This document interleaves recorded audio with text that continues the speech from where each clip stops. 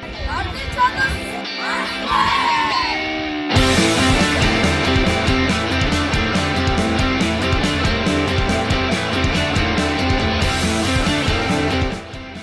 さんこんにちは。ナクショスです。山田です。今日は国立サッカー授業にやってきました。今日ここでは日本、モンゴル、外交樹立51周年記念 T ボール親善試合が行われました。徳島の野球チームが来て、モンゴルの子供たちとの T ボールの親善試合が行われました。どの試合も子供たちの素敵なプレーで盛り上がったね。今日はそんな素敵なプレーのプレイバック動画です。それでは楽しんでいってね。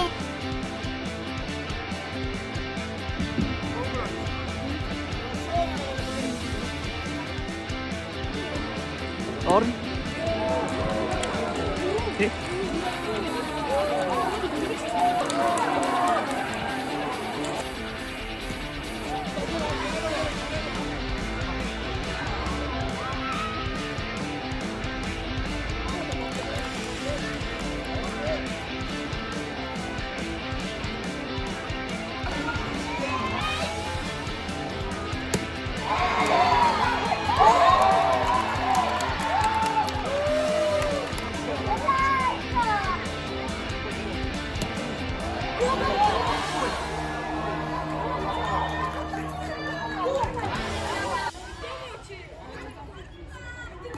？Nasa di.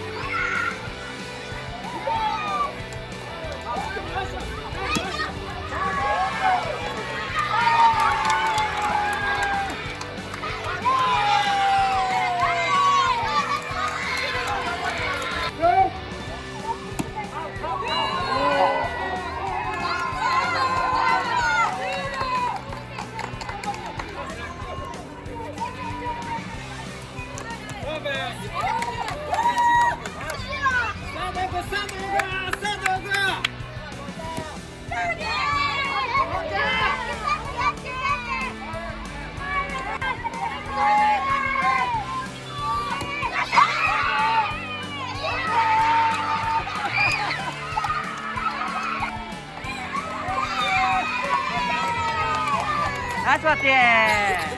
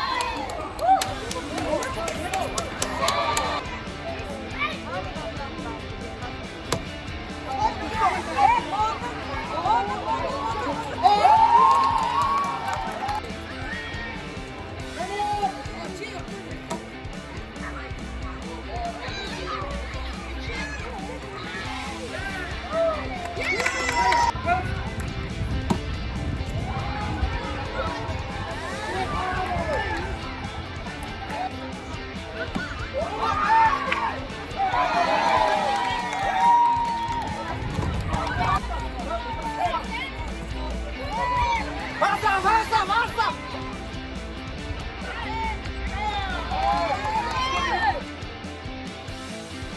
ー、子供たちのプレー、本当にすごかったね。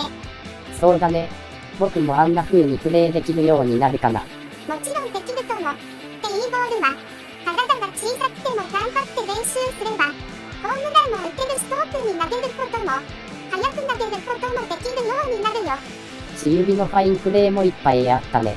打って得点することも大事だけど、私指で点を奪われないようにするのも、大切なスポーツなんだね。